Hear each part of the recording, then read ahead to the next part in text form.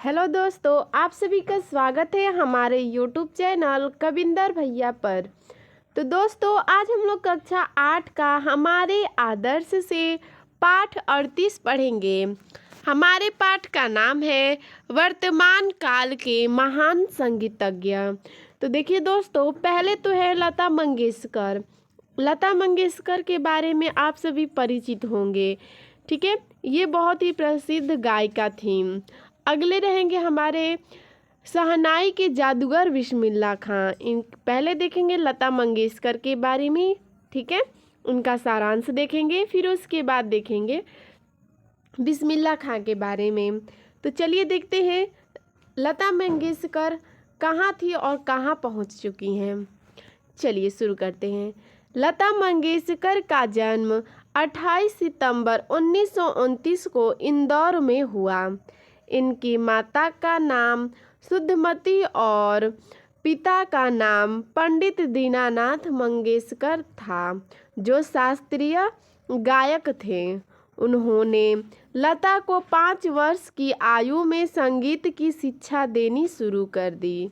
लता ने अपना पहला आकाशवाणी कार्यक्रम 16 दिसंबर 1941 ईस्वी को प्रस्तुत किया, जिसे सुनकर माता पिता गदगद हो गए। देखिए दोस्तों, ये जो लता मंगेशकर जी हैं, इनका जन्म 28 सितंबर 1929 को इंदौर में हुआ था। इनके माता जी का नाम था शुद्धमती और पिताजी का नाम था दीनानाथ मंगेशकर। ये जो थे इनके पिताजी, वो शास्त्रीय गायक थे। इनके पिताजी ने इनको 5 वर्ष की आयु में ही इन्हें संगीत की शिक्षा देनी शुरू कर दी थी। इन्होंने, जो लता मंगेशकर है, इन्होंने पहले अपना आकाशवाणी, जो इनका पहला आकाशवाणी कार्यक्रम था, इन्होंने 16 दिसंबर 1941 को प्रस्तुत किया था, जिससे इनके माता पिता सुनकर उसको बहुत ही गदगद हो गए थे, अत्यंत प्रसन्न हो गए थे। सन 1942 में पिता की मृत्यु होने पर लता ने 6 फिल्मों में अभिनय किया और परिवार को संभाला। लता की गायन शैली से प्रभावित होकर नौशाद व हुस्नलाल भगत राम ने उन्हें अपनी फिल्मों अंदाज और बड़ी बहन में मौका दिया। सन 1949 में लता के स्वर से सजी फिल्में आई बारात, अंदाज, दुलारी और महल, ठीक है।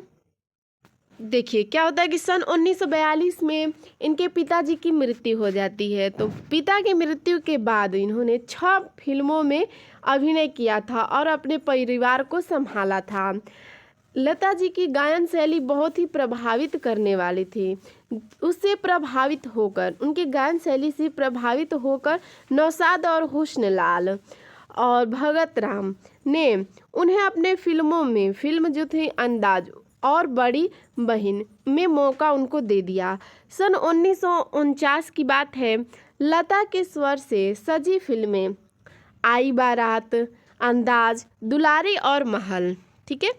आगे देखते हैं। महल का गीत। महल का गीत क्या था? आएगा आने वाला अत्यंत लोकप्रिय हुआ। लता जी लोगों के दिमाग पर छा गईं और वह आज भी फिल्म संगीत के सम्राज्ञी के पद पर विराजमान हैं। देखिए दोस्तों, इन्हें जो महल था, महल का गीत था आएगा आने वाला, ये बहुत ही लोकप्रिय अर्थात लोगों को प्रिय हुआ और लता जी सबके दिमाग पर, सबके मन में छा गई थी। वो फिल्म आज संगीत में इनको बहुत ही ऊपर है, ठीक है। आगे देखते हैं। सन 1962 ईस्वी में चीनी आक्रमण के बाद संध्या कंठ से गाया गाना ए मेरे वतन के लोगों देशवासियों को तड़पा गया। नेहरू जी की आंखों में आंसू आ गए। लता जी के विषय में कुछ रोचक बातें। वे भारत में पुनर्जन्म चाहती हैं। स्वर की मधुरता के लिए वे कोल्हापुरी काली मिर्च खाती हैं। देखिए दोस्तों, सन 1962 की बात है, चीनी आक्रमण के बाद, ठीक है, संदेह कंठ से उन्होंने एक गीत गाया था, उन्होंने एक गाना गाया था, ऐ मेरे वतन के लोगों। ठीक है, ये किसने गाया था? तो लता मंगेशकर ने। ये प्रश्न भी पूछ सकता है कि ऐ मेरे वतन के लोगों किसने गाया था? तो लता मंगेशकर ने। तो ये जो गाना था वो देशवासियों को तड़पा दिया। नेहरू जी की आंखों में आंसू आ गए। लता जी के विषय में कुछ रोचक बातें हुई, जैसे वे भारत में पुनर्जन्म चाहती हैं, स्वर की मधुरता के लिए वे कोल्हापुरी काली मिर्च खाती हैं, सब ऐसा कहते थे।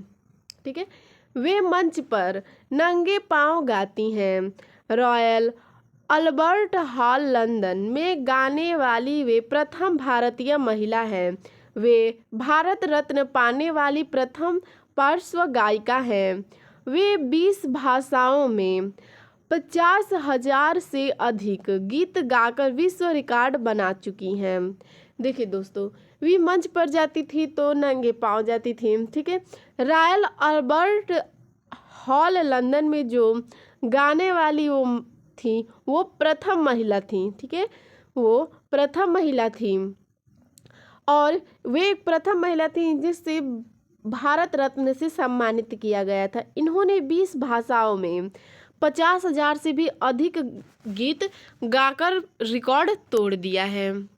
आगे देखते हैं, इनका नाम गिनीजन बुक वर्ल्ड रिकॉर्ड में है। उनका आवाज़ विश्व की सबसे आदर्श आवाज़ है। लता जी विभिन्न पुरस्कारों से सम्मानित की जा चुकी हैं, जिनमें निम्न प्रमुख हैं। आइए देखते हैं कौन कौन से उनके नाम प्रमुख हैं।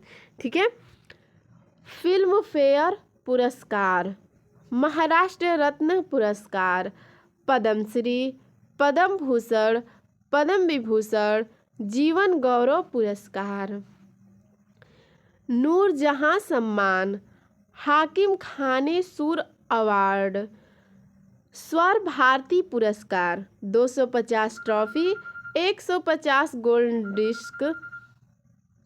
ठीक है, दादा साहब फाल्के पुरस्कार तथा भारत रत्न। ठीक है, इनसे सम्मानित इनको किया गया है। तो आइए देखते हैं कि क्या हो गया है। ठीक है, जैसे कि इनकी आवाज़ विश्व की सबसे आदर्श आवाज़ इनकी आवाज़ को माना जाता था। लता जी के विभिन्न पुरस्कारों से जैसे सम्मानित किया गया है, जैसे में फिल्म फेयर पुरस्कार, महाराष्ट्र रत्न पुरस्कार, पद्मश्री, पद्म भूषण, पद्म विभूषण, जीवन गौरव पुरस्कार, नूरजहां। ठीक है, और आगे है स्वर भारती पुरस्कार। इनको 250 ट्रॉफी मिल चुके हैं और 150 गोल्ड डिस्क मिल चुका है। दादा साहब फाल्के पुरस्कार तथा भारत रत्न से इनको सम्मानित किया जा चुका है। ठीक है, चलिए आगे देखते हैं। आगे हमारे शहनाई के जादूगर। शहनाई के जादूगर किसको कहा जाता है? तो बिस्मिल खां को। तो आइए इनके बारे में जानकारी प्राप्त करते हैं। बिस्मिल खां का जन्म 21 मार्च 1916 ईस्वी को डुमरांव, बिहार में हुआ। इनके पूर्वज डुमरांव रियासत के दरबारी संगीतज्ञ थे। इन्हें संगीत की प्रारंभिक शिक्षा इनके चाचा अली बख्श से मिली, जो काशी विश्वनाथ मंदिर में शहनाई बजाते थे। देखिए दोस्तों, बिस्मिल खां का जन्म 21 मार्च 1916 ईस्वी को डुमरांव, जो इस समय बिहार में है, में हुआ था। इनके पूर्वज जो डुमरांव रियासत के दरबारी संगीतज्ञ थे। इन्हें संगीतज्ञ, ठीक है, संगीत की प्रारंभिक शिक्षा इनके चाचा अली बख्श, ठीक है, बिस्मिल खां के चाचा का नाम था अली बख्श, से मिली थी। इनके जो चाचा थे वो काशी विश्वनाथ मंदिर में शहनाई बजाते थे। आगे देखते हैं, इन्होंने अपनी शहनाई की गूंज से Afghanistan, Europe, Iraq, Canada, Africa, रूस, अमेरिका, जापान हांगकांग समेत विश्व के सभी प्रमुख देशों के श्रोताओं को रसमग्न किया है। यद्यपि उनका संगीत समुद्र की तरह विराट है, फिर भी वे नम्रतापूर्वक कहते हैं कि उनकी खोज अभी जारी है। ठीक है, देखिए दोस्तों, इन्होंने शहनाई की गूंज इन्होंने कहाँ कहाँ पे बिखेरा है, तो Afghanistan, Europe, Iraq, Canada, Africa, रूस, अमेरिका, जापान, हांगकांग, इन सभी विश्व के सभी प्रमुख देशों में श्रोताओं को रसमग्न किया है। अपने शहनाई के धुन से सबको अपने रसमग्न कर दिया है। ठीक है, यद्यपि उनका संगीत समुद्र के तरह विराट है, फिर भी वे नम्रतापूर्वक कहते हैं कि उनकी खोज अभी जारी है। ठीक है, आगे देखते हैं। संगीत में उनके विशेष योगदान के लिए उन्हें अनेक पुरस्कारों से सम्मानित किया गया है।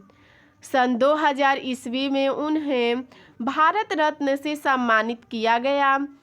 संगीत नाटक अकादमी पुरस्कार, तानसेन पुरस्कार, मध्य प्रदेश राज्य पुरस्कार, पद्म विभूषण तथा विश्वविद्यालयों द्वारा प्रदान की गई